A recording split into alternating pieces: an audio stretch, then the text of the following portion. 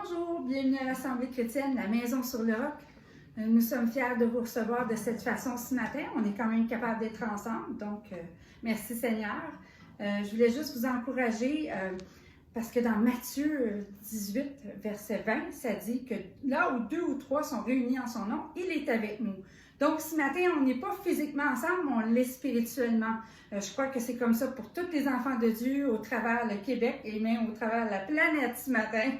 Donc c'est important, on doit s'unir pour la bonne cause et de pouvoir se rassurer les uns les autres et aussi de pouvoir partager la bonne parole et la bonne nouvelle de Jésus.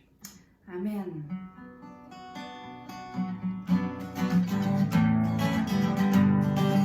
Donc ce chant-là vient justement appuyer pour la prière. C'est une prière dans le désert, tout en moi semble sécher. C'est une prière, ma soif et mon besoin, Dieu est le Dieu qui pourvoit. C'est ma prière dans le feu, délaisse les pauvres la douleur. La foi qui a plus de valeur que l'or, à travers les flammes rappelle-moi. Et je te louerai, aucune arme forgée contre moi. Je me réjouirai, je proclamerai que Dieu est ma victoire et il est là. Oh, oh, il est là.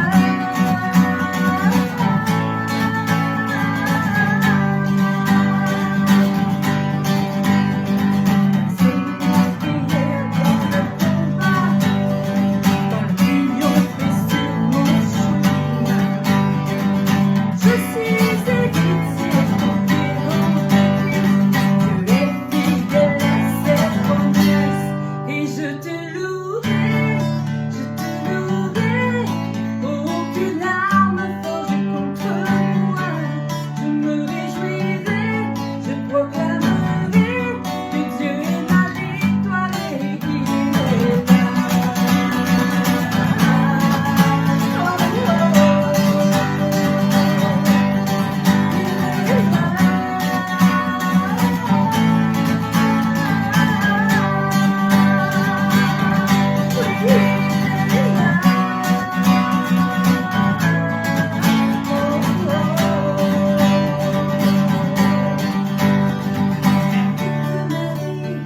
et à chaque saison, tu mon Dieu, tu m'as raison de chanter, tu m'as raison d'adorer. Et toute ma vie, et à chaque saison, tu mon Dieu, tu m'as raison de chanter, tu m'as raison d'adorer. Et je te louerai, aucune arme forgée contre moi. Je me réjouirai, je proclamerai que Dieu est ma victoire et il est là.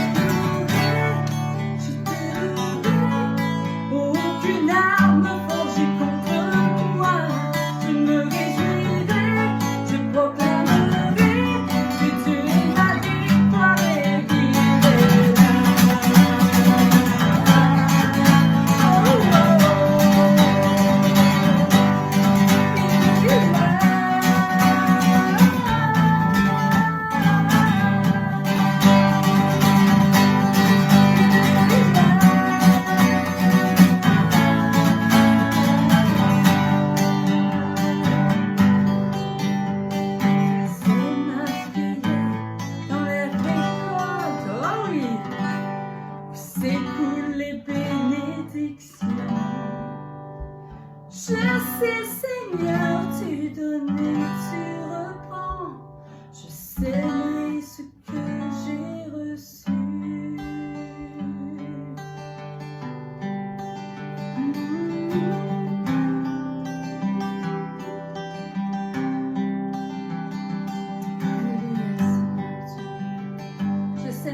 J'ai reçu ton amour, Seigneur. Que chacun puisse voir ton amour et revenir à toi, Seigneur.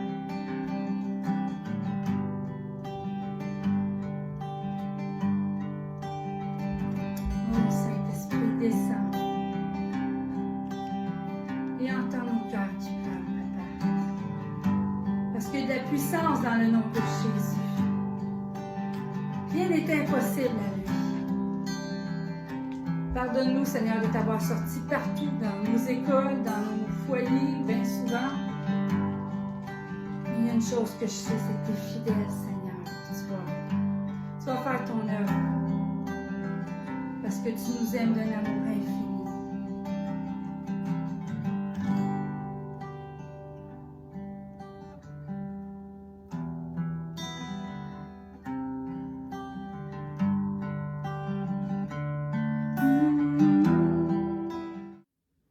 Non seulement il est au milieu de nous, mais il brise les chaînes. Quand on croit en lui, il y a quelque chose d'extraordinaire qui peut se passer.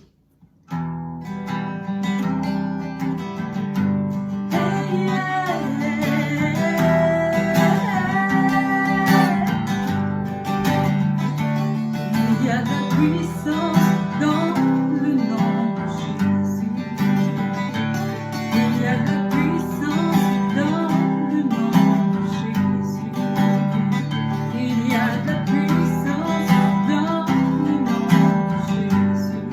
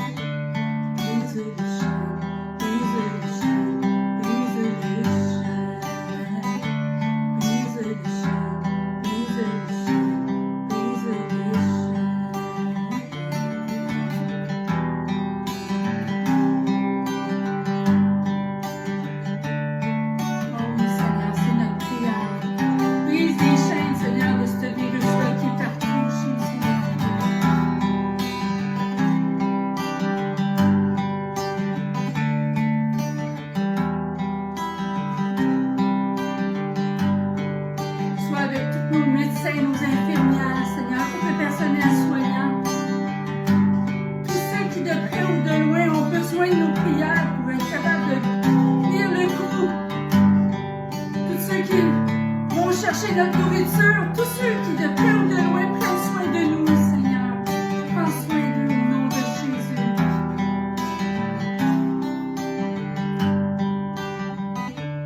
Il y a une armée qui se lève. Il y a une armée qui se lève. Oh, il y a une armée qui se lève pour briser les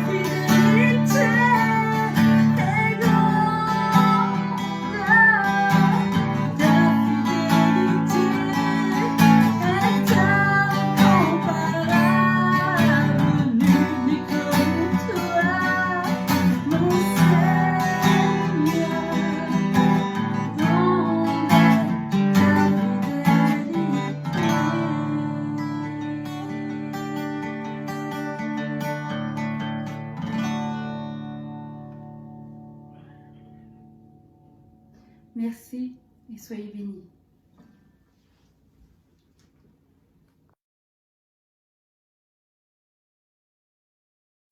Bonjour à tous, je suis le pasteur Michel Boucher de l'Assemblée chrétienne La Maison sur le Roc.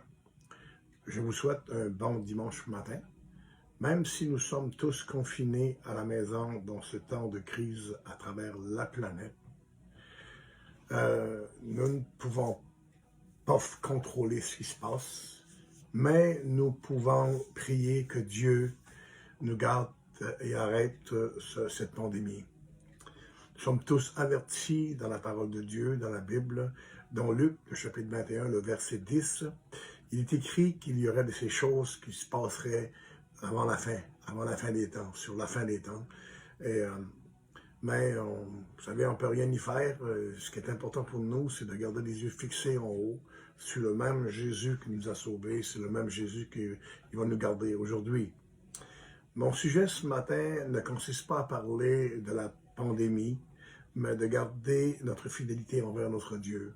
Et c'est très important que nous soyons fidèles, trouver fidèles, garder fidèles jusqu'à la fin.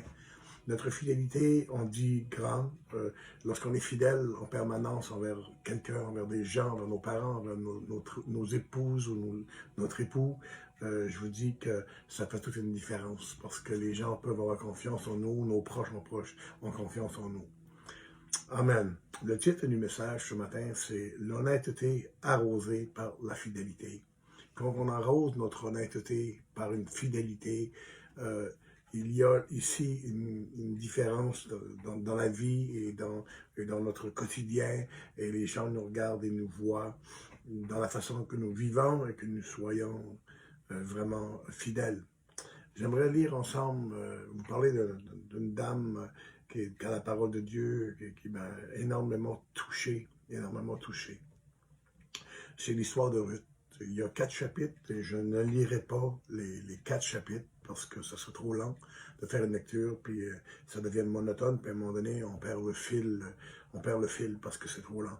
Mais je vais quand même lire quelques versets ici et là, tout en faisant l'enseignement, parce que je voudrais vous raconter l'histoire d'une dame qui est possiblement des femmes les plus fidèles de la parole de Dieu, les plus fidèles. Elle était une femme païenne qui n'avait pas Dieu, notre Dieu de nous, d'Israël, mais elle est devenue une part importante pour le peuple d'Israël. Parce que Ruth, on sait qu'elle n'était pas, elle vivait à Moab, elle était une Moabite, c'est une femme qui est en dehors du peuple d'Israël. J'aimerais de lire, pour commencer au chapitre 1, s'il vous plaît, lire quelques versets ici. Du temps des juges, il y eut une famine dans le pays. Un homme de Bethléem, de Juda, partit avec sa femme et ses 2 fils pour faire un séjour dans le pays de Moab.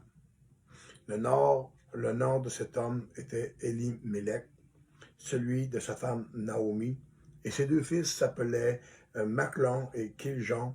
Ils étaient Éphratiens de Bethléem de Juda.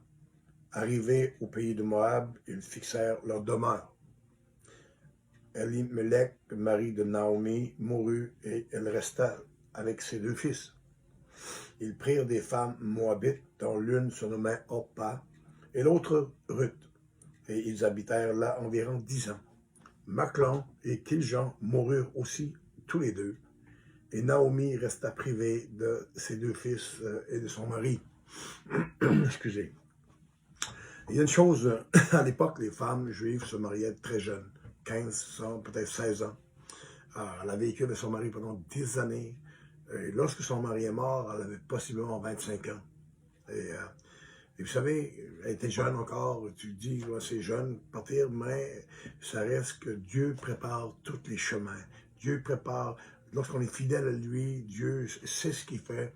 Et il va nous donner la paix, puis la joie, puis le goût de revivre, puis être capable de faire notre vie sur cette terre. Et on va voir plus loin que Boaz va demander c'est qui cette jeune dame. Donc, Noémie n'est pas âgée, n'est pas vieille, elle est jeune. Okay? Non seulement que Dieu prend soin de Ruth, mais aussi il va prendre soin de Naomi, la belle-mère. parce qu'elle aussi, Naomi, elle était une femme juive. Elle vient du peuple d'Israël. Et cette dame, Naomi, elle était vraiment une femme intègre, une femme avec une entière honnêteté. Elle était vraiment honnête envers ses belles-filles, envers ses fils et son mari. Et on voit ici que Naomi, lorsque elle était une femme juste, elle conduit sa belle-fille Ruth à prendre pour son Dieu. Ce qui veut dire, c'est qu'elle a tellement vécu une vie, je dirais, dans la sainteté, une vie selon Dieu, que Ruth regardait sa belle-mère aller, puis elle a dit, moi je veux le Dieu que Naomi a, parce que c'est le témoignage. On dit dans le français courant, les bottines suivent les babines. Excusez un peu le lapsus, mais Naomi, quand même, c'est une femme qui était de la lignée de David, de Juda, la tribu de Juda, la lignée de David, le roi tant aimé par Dieu. Alors, lorsque je suis venu à Jésus, je me souviens une chose que les gens me parlaient de Dieu, en Jésus-Christ. Et moi, j'ai dit un jour à une de ces personnes, les deux personnes qui m'ont conduit à Christ, j'ai dit ceci, j'ai dit, moi, votre Dieu, je veux qu'il soit mon Dieu, parce que j'ai trouvé finalement celui que mon cœur aime. Et tout au long, j'aimerais de lire quelques versets encore. Le chapitre 1, le verset 22, dont Ruth dit ainsi, revers du pays de Moab, Naomi et sa belle-fille, Ruth, la Moabite. Elles arrivèrent à Bethléem au commencement de la moisson des orges. La mort des maris sont arrivés. Naomi, la belle-mère, leur dit, restez dans votre pays, repartez chez vous. Je n'ai plus rien à vous offrir. Je suis une dame déjà plus vieille. Et si j'avais un mari, est-ce que vous entendriez pour le fils qui grandirait, qui serait vieux assez? Vous serez déjà vous-même avancé en âge. Et Naomi leur donne le choix. De tourner dans leur pays.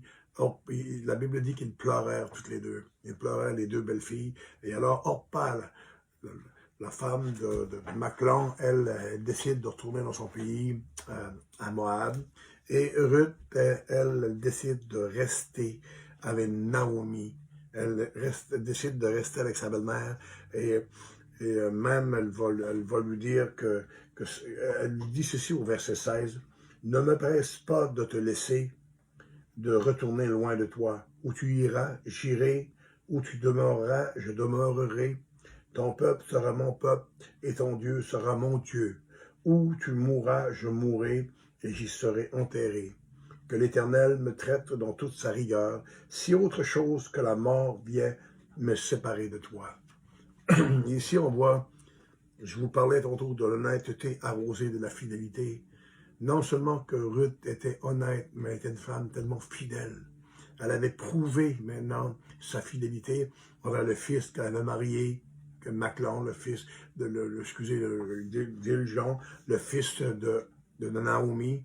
Elle avait été fidèle envers Naomi, elle ne l'avait pas abandonné. Non que l'autre était infidèle, mais elle avait fait son choix de partir. Mais Ruth était tellement fidèle avec sa belle-mère qu'elle restait avec elle pour prendre soin, parce qu'on sait que Naomi avait vieilli. Puis elle était dans le chagrin, elle avait perdu son mari et ses deux fils. Et Ruth est restée fidèle, était vraiment restée fidèle, qu'elle est devenue à accepter le Dieu de Naomi. Elle a eu une fidélité envers ce Dieu-là. Et nous verrons plus loin qu'elle se remarie avec un homme qui s'appelle Boaz. Et elle sera fidèle avec Boaz jusqu'à temps qu'elle va enfanter un fils. Je vous en parlerai un peu plus loin, frère. Lorsque Ruth devient une femme de Dieu, vraiment une femme de Dieu, et peu importe le salut a été, je vous dirais, a été sur la planète, sur la terre, pour quiconque croit en Jésus-Christ. Dans Jean 3,16, il est marqué « Quand Dieu a tant aimé le monde, qu'il a aimé son Fils unique, afin que quiconque croit en lui ne périsse point, mais qu'il ait la vie éternelle. » Et ça, peu importe que tu sois juif ou juive, que tu sois arabe, que tu sois canadien ou canadienne, ou québécois ou québécoise, le Seigneur Dieu en Jésus-Christ a donné sa vie librement. Excusez.